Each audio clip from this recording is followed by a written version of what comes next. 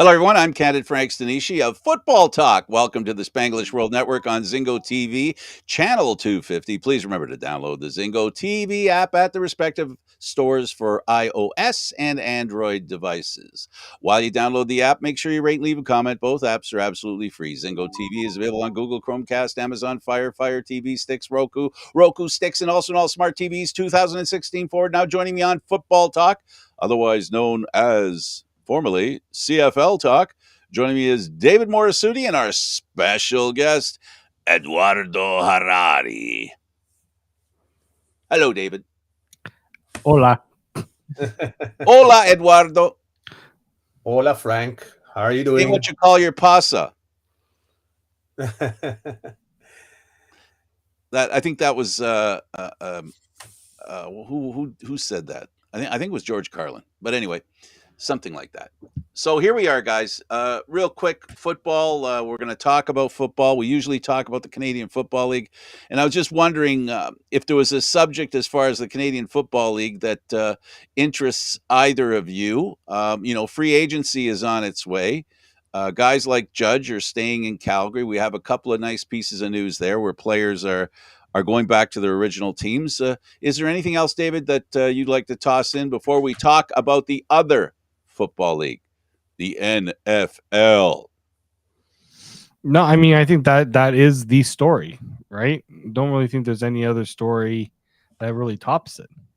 Well, the CFL webpage has Ferguson talking about ranking the Canadian pending free agents, which in the Canadian Football League, that could be an imperative thing. Yeah. I guess he has Michael O'Connor at the top of the list. Thumbs up, thumbs down, Eduardo? Down? Well, he's the top Canadian quarterback.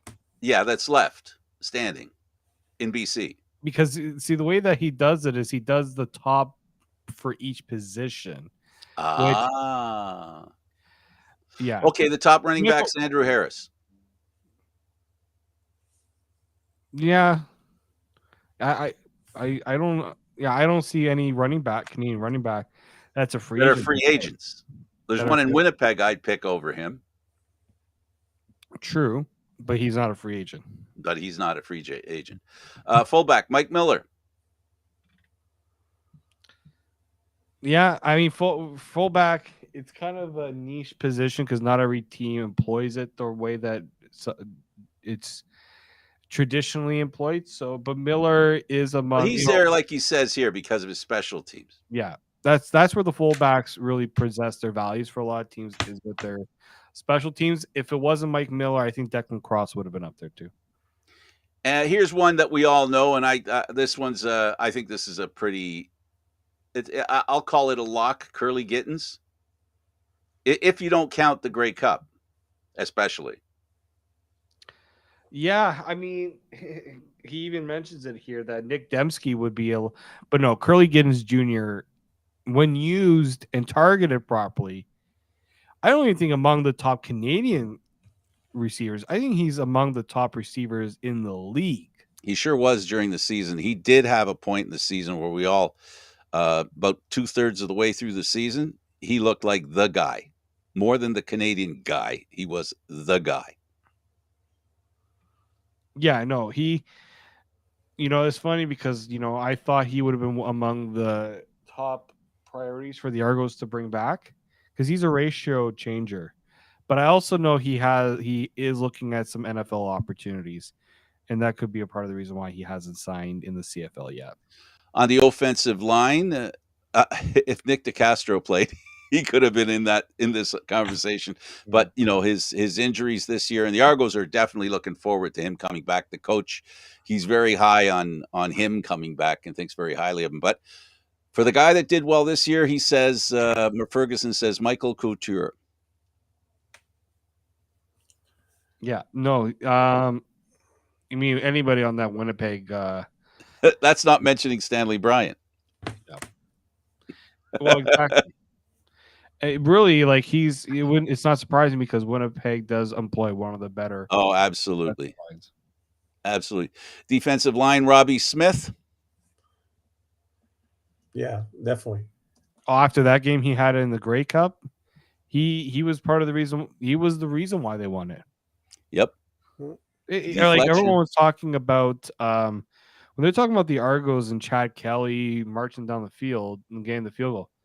Robbie Smith had an important sack. I mean, he ended up also getting a penalty call. But he tipped the field goal, which is so rare to happen. So rare, and it was at that point in that game. First time in his football career. Amazing, isn't it? Cameron Judge, we talked about him, the former Argo that was traded to Calgary, has really found a home in Calgary, and he's full value for going back there. He's a great linebacker. We had a chance to follow him here a lot. No disputing him. No.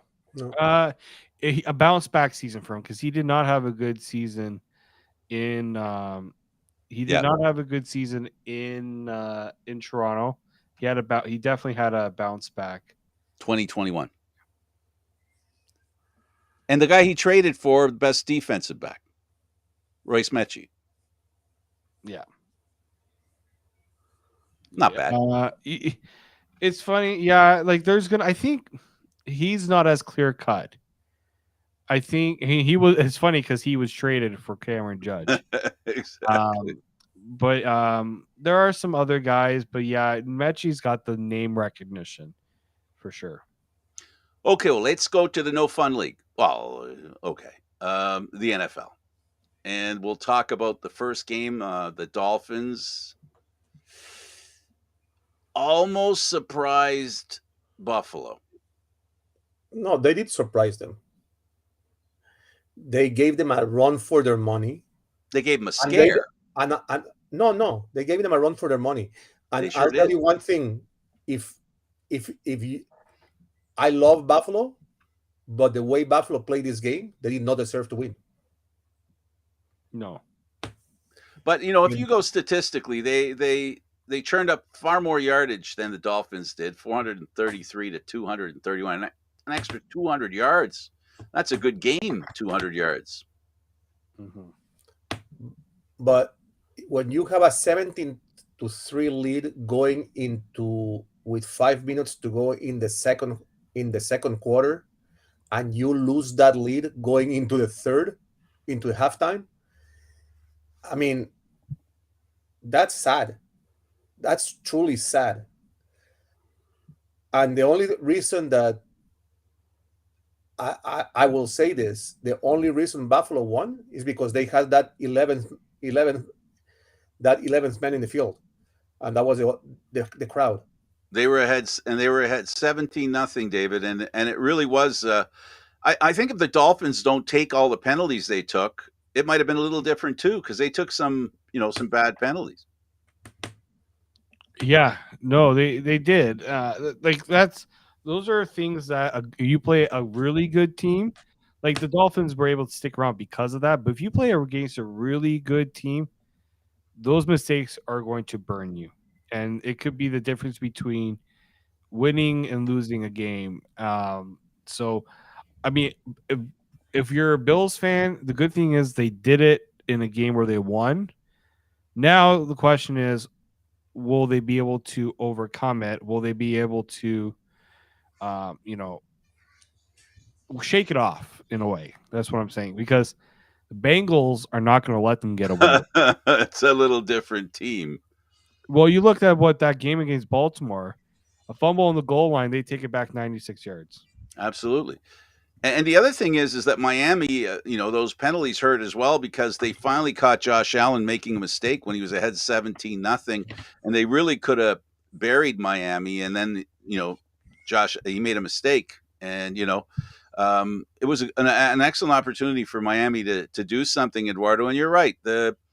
If you want to also talk about, Eduardo, the finish, the second half, how important do you think? Because I think it's really important that these two teams knew each other. And it's harder. I think it's harder to break away from a team when they know you. Definitely. I mean, let's put it this way. Miami and Buffalo have been rivals. And not just because of they have no similarities. I mean, one plays in good weather, the other one plays in lousy weather. But they have been rivals since Dan Marino's era with Tom Kelly.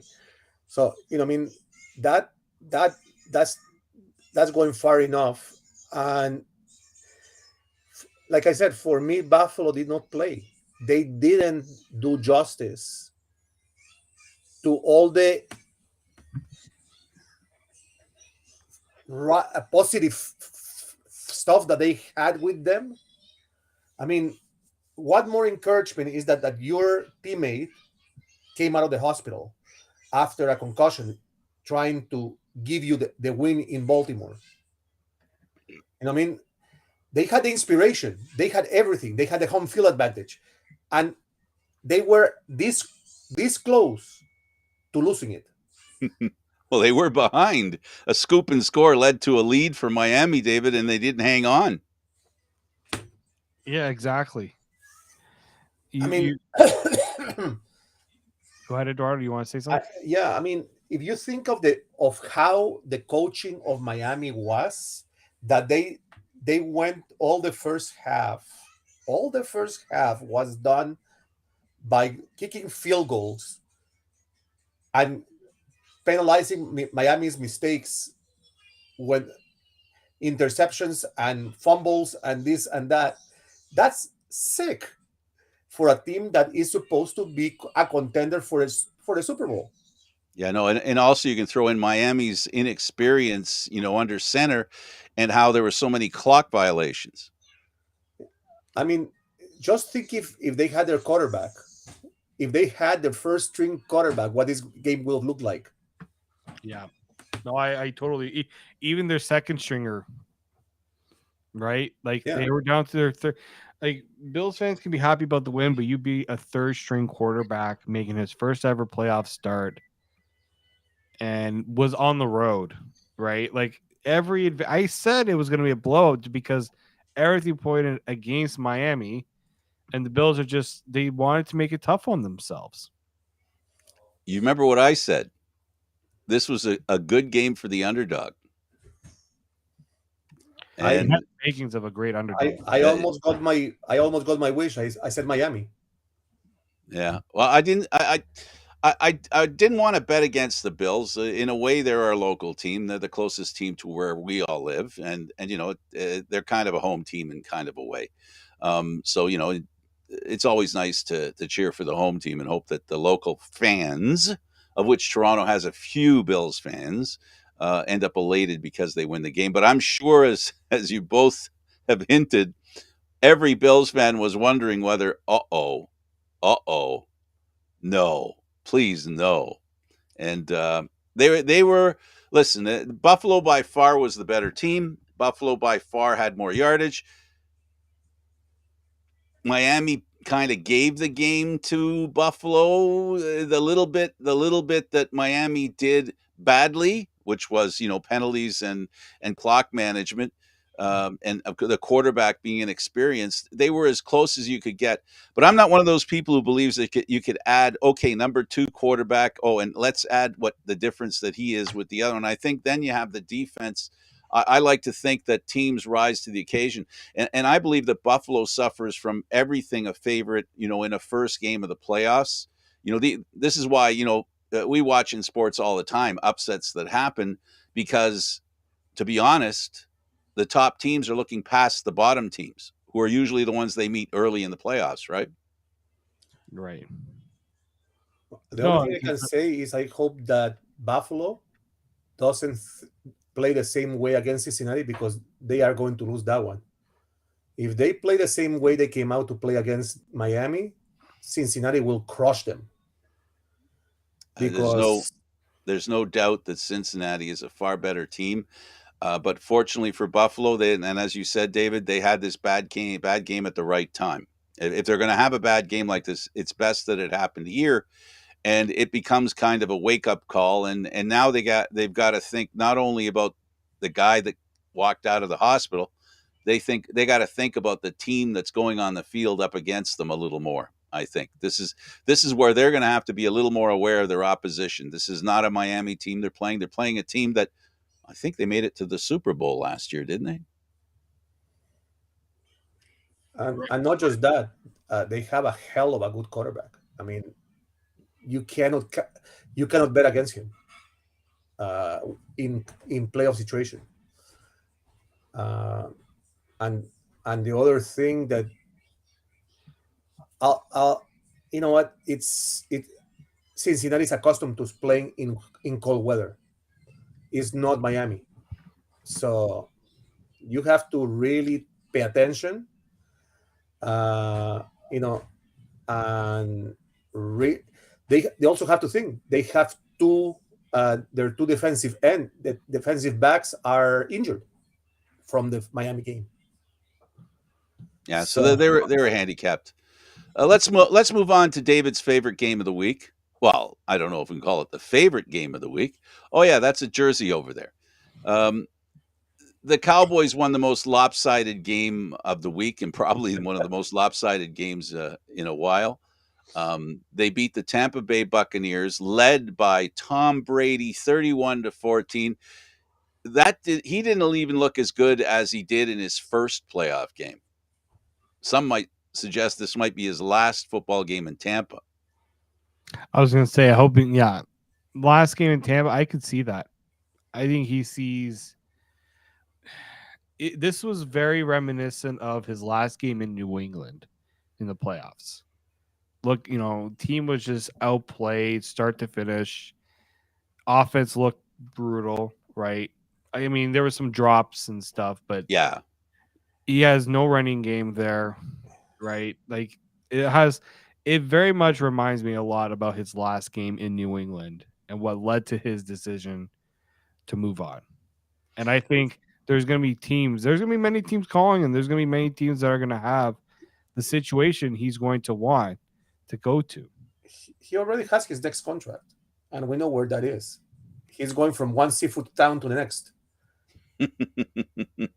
He's going to the wharf in California, and that's his next stop. That's a team that can give him his last Super Bowl. He has maximum of 2 more seasons left in his career. Why do you think that's a good fit? Basically, if you look at this perfectly for him. I'm sorry, I didn't hear what you said. What? He's got the perfect roster for him. Oh, okay. An elite running back in Christian McCaffrey. He's got an elite tight end in George Kittle. He's got 2 dynamic receivers in Deebo Samuel and Brandon Ayuk. They got a defense that's, when healthy, among the tops in the league. Like that just screams to me as the perfect spot for Brady. If they decide that they want to pony up, well, I don't know how much. He's probably not going to take that play for that much. He's been taking cuts on his salary for years and years and years. But the question becomes, is San Fran has always made it known that they've had some interest, but I wonder if they feel like it's the right move at this point for them. They have a young quarterback that has, I don't know, has he caught lightning in a bottle? I think he's making, look, if Brock Purdy's doing this well in this offense, imagine what Tom Brady can do in this offense. Oh, okay, so Purdy doesn't deserve that much credit? He deserves credit because he's able to convert on the plays, right? But it doesn't take much to be successful in that San Francisco system. Jimmy Garoppolo, he was doing pretty well in that system too, right? Like there was never any fall off. Trey Lance, he's a younger quarterback. It was going to take him a little bit more time. But yeah, when you get somebody you just tell him, look, when you can hand the ball off to Christian McCaffrey, get it to him through the backfield, it's so easy, that offense, in my opinion, because he definitely didn't have a running game in that game against Dallas. But let's get back to the Dallas game. David, this is your team. You got I hope you don't mind me saying, you got a little bit caught in the disbelief that Dallas could win this game. What made you think, or what do you think? And I'm not going to ask you why you thought that, but what made this game so easy for Dallas? Because it really did end up being real easy. The defense took advantage of the fact that they didn't have the running game, right? So because the running game wasn't there, Brady didn't have those check down options with the running backs that he likes to Or have time. as well, or time. So they made sure that they didn't give him time, and they knew where he was throwing the ball. They Yeah. knew it was either going to go to Mike Evans or Goodwin or Godwin. Sorry, Godwin. Right? Like this was with Dallas. This is the type of defensive effort that when I see it, I like that's one I feel that they can be a contender with. But I want the problem is too is that the Tampa offense has just been so bad all year. I can't. I give them credit for dominating, but I also have to remember that this was an offense that should have this defense should have dominated. Yeah. Don't going into the game, Dak Prescott was on a bit of a roll. I don't think he proved that he could maintain the role. So he played well, and he's played well recently, and he's built on it, and that's something he hasn't done in his career. No, there was a lot of talk into going. I mean, he said he didn't acknowledge any of it. I find that a little hard to believe being the Dallas Cowboys quarterback. He probably had the most pressure out of all the quarterbacks going Absolutely. into this weekend. I felt like Dak Prescott had the most pressure on him to perform because the odds were against them. Brady 7-0 in his career against Dallas. Dallas had not won a road playoff game since pretty much before I was born. It's a long time, folks. They had they hadn't Yeah, I'm gonna laugh too, Eduardo. Go ahead. they had been a piss poor team on the road. They're just coming off the worst game I have seen them play all season, and he does that. He puts up arguably one of his better games of his career. They had a little bit of luck too, Sure. Yeah, I mean along with the being good. what I think he did, and as I've been asking for it more, is Dak has to use his legs more. I know that there's always going to be that concern about his ankle, and the fact that he had probably one of the toughest injuries to come back from. But when he's able to move around, it makes that offense because he's got to give his receivers time.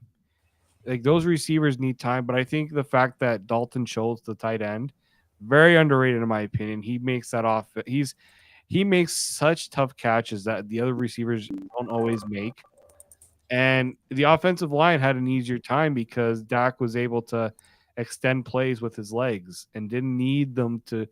He didn't always have a clean pocket, and he just did enough to get the playoff, right? And so that's my concern, though, going forward. Jason Peters likely doesn't play in the next game. That offensive line is going to have a very tough time against San Francisco. It's a very different defense they're going up against, which is why I think Dak is going to have to rely on the running game, and he's going to have to rely on, making those quick plays because I don't think he's not going to have that much time as he did against Tampa. Michael, mid gallop, out of bounds, back in bounds. Did you see that? Did you see that as a play that was missed by the officiating? Well, it's funny because they explained it that because the defender from Tampa touched it as it was being thrown, and Gallup reestablishes himself inbounds, it avoided that play, like the issue of him being out of bounds. Oh, Yeah, so I said he was out at first when I saw the replay. I thought there's no way he kept that right. I think it was his right foot inbounds.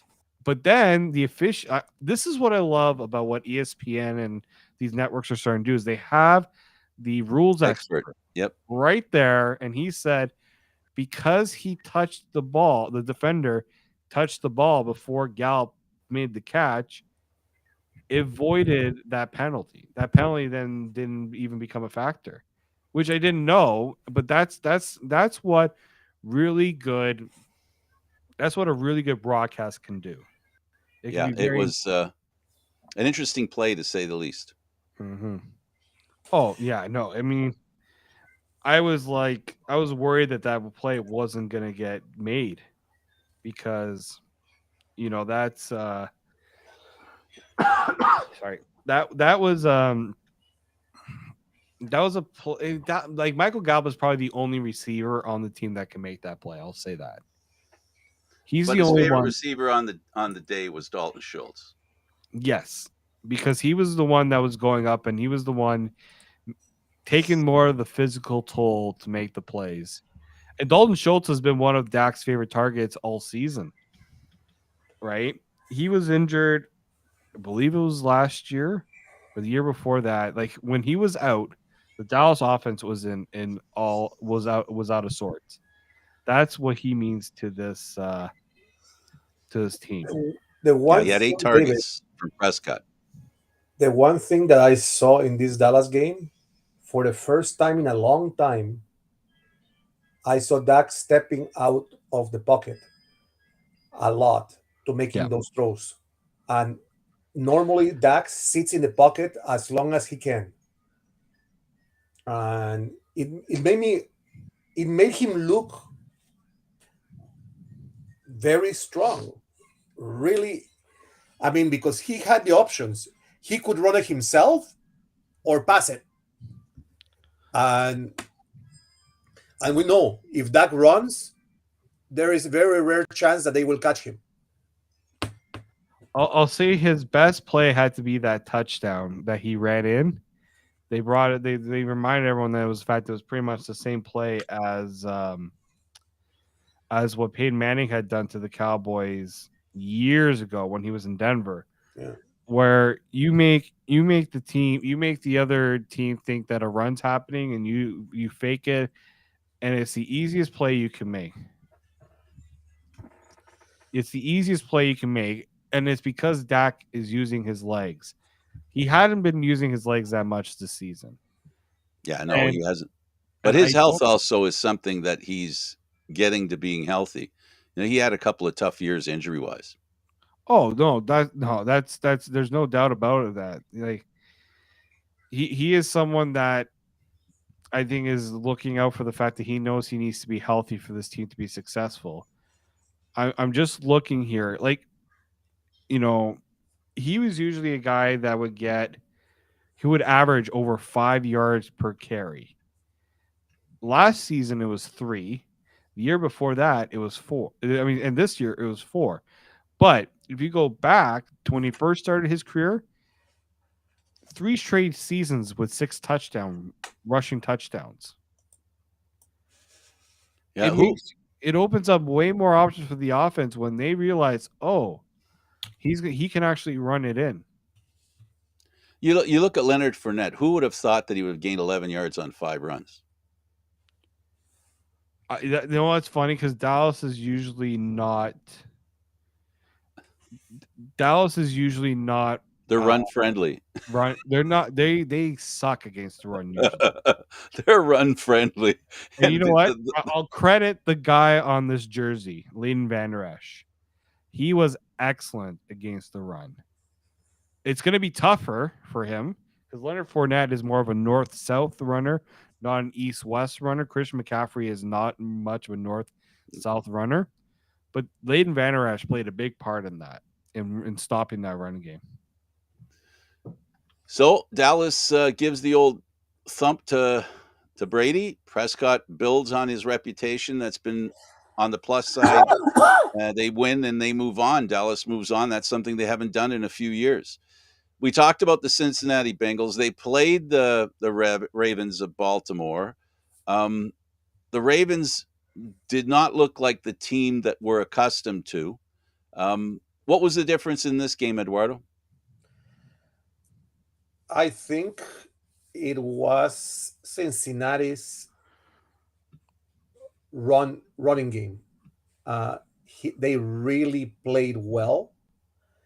And as I said, they have Burrows is one of the most underrated quarterbacks in the NFL by far, because what he does with the ball, for a guy that came from no experience and took this team to a Super Bowl last season, it's just unbelievable what he can do with the ball. And and he, and I think we still haven't seen everything that he has in in his arsenal because you don't see him run as often as he can. And I think that that's what makes Cincinnati a force because you never know what he's going to attack you with. He can throw, he can run. He sometimes steps back out of the pocket with such an ease that makes it very hard to rush him. And that's what Cincinnati did well against Baltimore, who is accustomed to always trying to sack, and it didn't work this time. What do you think, David? Well, it's funny because this game was close. Turnovers were a big factor, right? We talked about the fumble. There was the interception early on for the Bengals in this one. I'll give Huntley a lot of credit because I don't think anybody gave him much of a chance against the Ravens. I thought he obviously could have done better. I'm sure he would. Tyler Huntley would say he could have done better, but considering the odds were kind of against him in this game, I thought he did quite well. The running game was good too. I mean, the problem is they couldn't when you're trailing in a game, there isn't much you can really use with the running game, but they were still really good with the run. And if I'm Buffalo, that's something that you have to really think about because that's going to be a way to that's going to be a way to make life difficult for this Bills defense is to find a way to for the Bills offense is to try to stay on the field and maintain drives. Cincinnati's going to want them to throw the ball.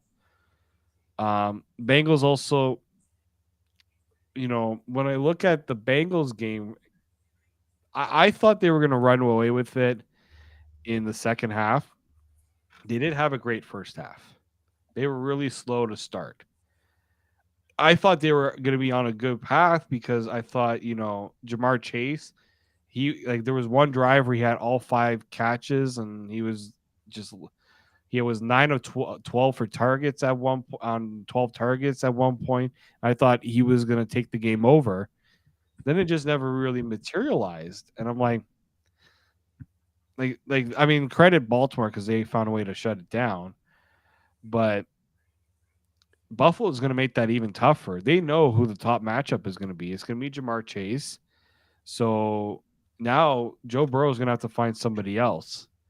And I felt like he kind of struggled with that other guy to get the other guys going. I think T. Higgins will have to be that guy if you're going into that next game. He's going to have to pick up a little bit more of the slack because I don't think Buffalo is going to have an easy time against that Bills secondary. We probably only have time for about 2 games, so I'm going to give each of you a chance to call a game. Eduardo, what game do you want to talk about? I have to go with the New York Giants because that's a good call. I mean, that's a team that once again a quarterback, in Jones, much like when the last time they won a Super Bowl, a young quarterback with a bit of a reputation, but not a history of success. He looked outstanding, and he was really good on his feet as well. It's funny. No one gave the Giants a beat against the Vikings. I didn't. Viking fans may suggest that this is just a typical Minnesota Vikings choke approach to an important game. Frauds. They're purple because they're choking. They're gagging. Go ahead, Eduardo. Sorry, I didn't mean to stop on your. I know.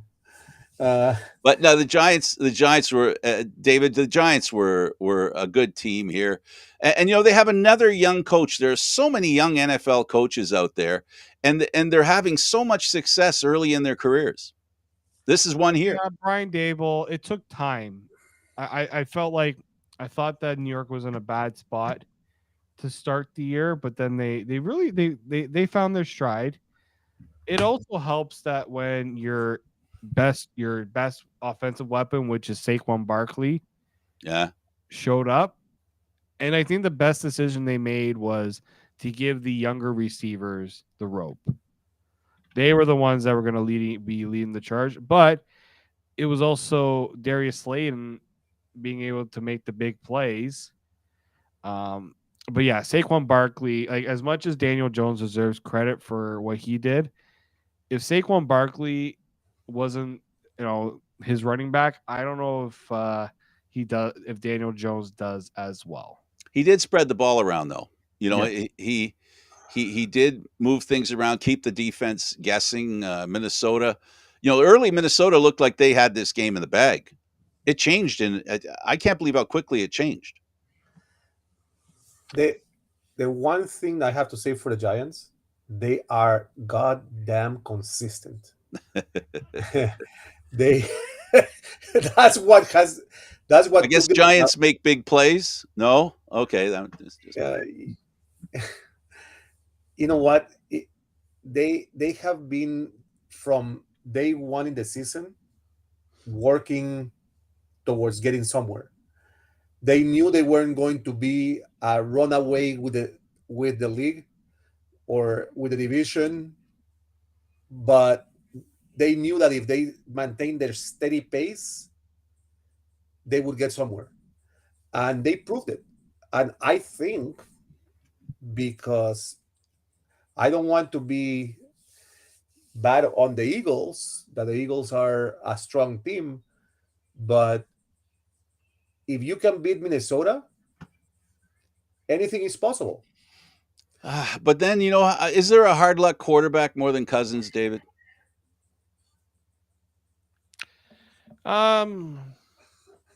Is there one? I mean, Who's more hard luck than him? You look at his career. I would say Philip Rivers.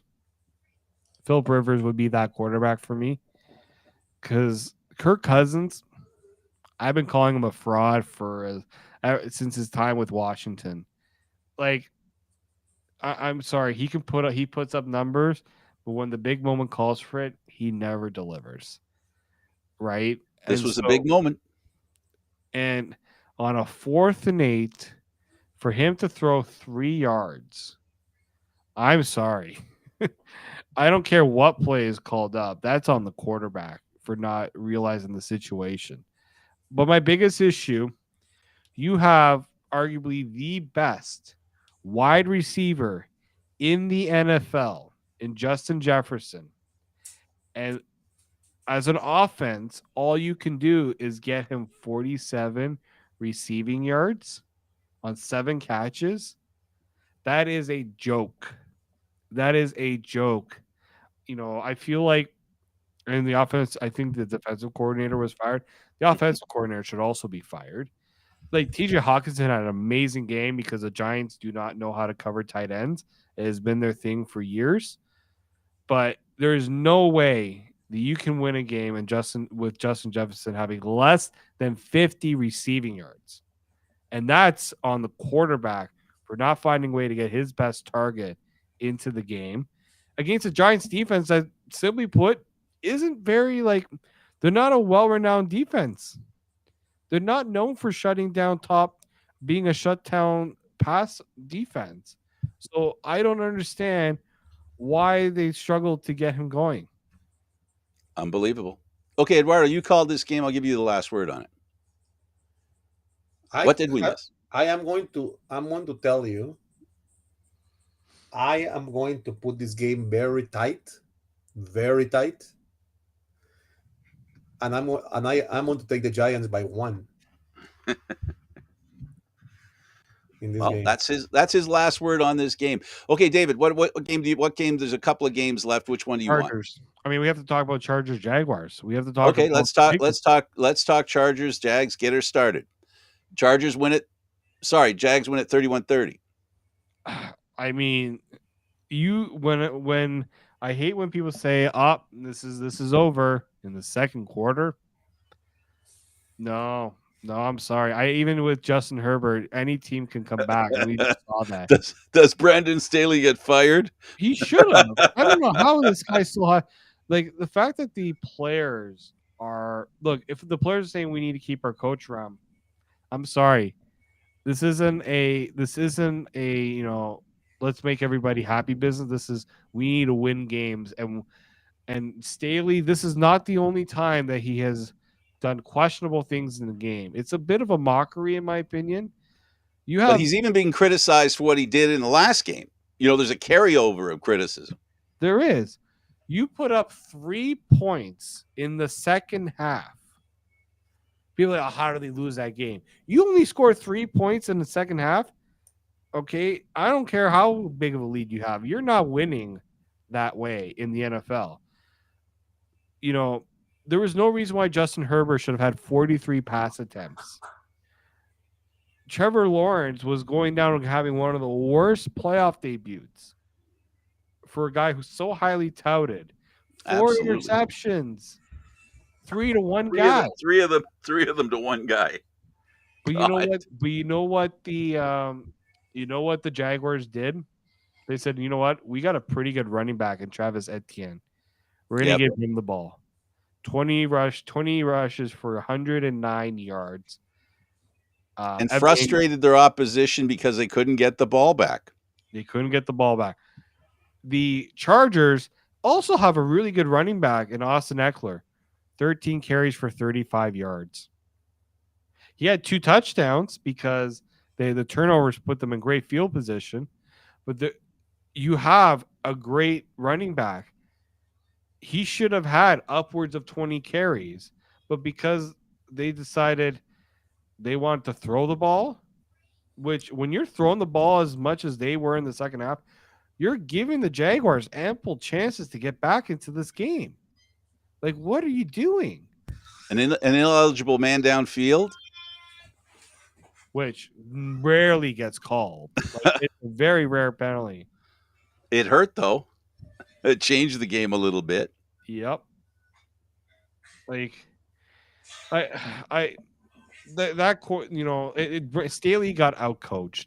Doug Peterson, he's a good coach. The Eagles should have never let him go in the first place, but I mean they're not complaining right now. They were complaining after the move was made, but Doug Peterson outcoached Brandon Staley in this game. Whether they can pull this off again, I mean, you can't count the Jaguars out of anything. They're now everyone's favorite bandwagon team because of what they did. Absolutely. And that's dangerous. That is dangerous. They have a lot of things working out for them. Confidence is a big tool. Very big. Eduardo, let's get your view on this game. The Jags win 31-30, a nail biter. I am not happy. How much did you lose? Oh, no, you don't gamble. I don't gamble. How much pride did you lose? No, you know what? It's just I don't think the Jags season merits to advance into the next round. It's just my personal opinion. I know someone is going to hate me for it, but it does merit it. They didn't play the type of season to get into that position. The Chargers did. Yeah, and when you allow a team to make a comeback the way they did, I know there's 2 ways having a lead can end up, right? You keep it or you let it go. And in this case, they let it go, and it was very surprising. Mistakes everywhere. They basically opened the door. They just did not just open the door. It was like you were watching a different team of the whole season. The Chargers just didn't react, and they didn't get up. Normally, teams, when you make a mistake, the next play they are explosive. The Chargers were laid back because of that lead. Yeah, they made too much. They were too comfortable with the lead instead of playing each exchange of the ball as if they have to win each exchange, as opposed to looking at the bigger picture. I think they got lost emotionally looking at the big picture. And David, you've already talked about the coaching. That probably had a bit of an impact too. It had a major impact. What I also think what this game also did, what Jacksonville realized was we're not losing this game, we're giving this game away. So let's stop giving the game away and let's make them work for it. And once that mentality changed, once the Chargers had to work for it, they couldn't do it. And I credit the Jaguars. They found a way to get to Justin Herbert. They found ways to make life difficult for him. I think they were also missing Mike Williams in this game, the receiver. He makes that off. He gives that other catch option for in that offense. He would have probably made a little bit of a difference. But without a running game, I'm sorry, there aren't many teams that can win a playoff game without having any semblance of a running game. It doesn't happen in today's NFL anymore. Even the good teams, the ones that have elite quarterbacks, find a way to get the running game going at key times. Absolutely, it has to happen. It can't. It's not an iffy situation. No, not at all. Right? And if I'm the Chargers, this game is it's a prime example of what you need to do if you want to see this team take the next step. They were very lucky in a way to get to the playoffs, but they were my Super Bowl pick before the year started. I thought this was a team that could have gone Absolutely to the Super Bowl, but not with that coach. These games this week were full of contradictions. The favorites came up flat, the underdogs came up big, and teams proved why they're as good as they are. So we had a bit of everything in this set of games. No, we really did. Like, absolutely. And a lot of coaches that were timid, I will call it timid with their calling, suffered in many ways. And those teams that made the really bold calls and were able to convert on them, they were the ones that were the most successful. Yeah, Eduardo, setting aside it being the first playoff game, the jitters, I guess, and or the concern with wanting to do something good might have been a factor this past weekend. Yeah, I mean, there were games that were surprises. I mean, you have to really to think about it. I mean, like I said, Miami really gave a good game to Buffalo, a big surprise in that game. I mean, I don't think the Vikings expected what they were given, and definitely the Cowboys win will go into the history books as one of the most dominating wins by any team that wasn't supposed to be there. Last word to you, David. Moral victories early in the season, yes. Moral victories useless at the end of the season in the playoffs. Yep. I want to see if we have any more upsets coming up. It's going to be interesting. Like, I am giving you one. I think that Philadelphia is in for a rude awakening if they don't at home. If they don't think about the Giants as a good, consistent team. They are not a great team, but they are consistent. The last time the Giants won the Super Bowl, this is the kind of playoff they were having. It's the same playoff, where the Giants just kept doing enough to win. And nobody expected them to. Nope. You know who they beat in the last few playoffs to get to the Super Bowl? Yeah. Yep. So I'll tell you, you get in. I'll say this. I've seen it many times before. You get in, anything's on the table. Absolutely. And the playoffs. I'm sorry, go ahead. Nothing's off the table. You say one team's favorite, it's the playoffs. Anything can happen. Yep. For Eduardo, thank you for doing this. It was my pleasure. Always ready to come in with you guys. David, as usual, thanks for doing this. It was fun talking the NFL. Always fun. All right. For Eduardo Harari and David Morassutti, I'm Candid Frank Stanisci. Thank you for watching Football Talk, airing live Mondays at 9 p.m. Nope. Thursdays at 8. This show can also be heard on the Spanglish World Radio Network.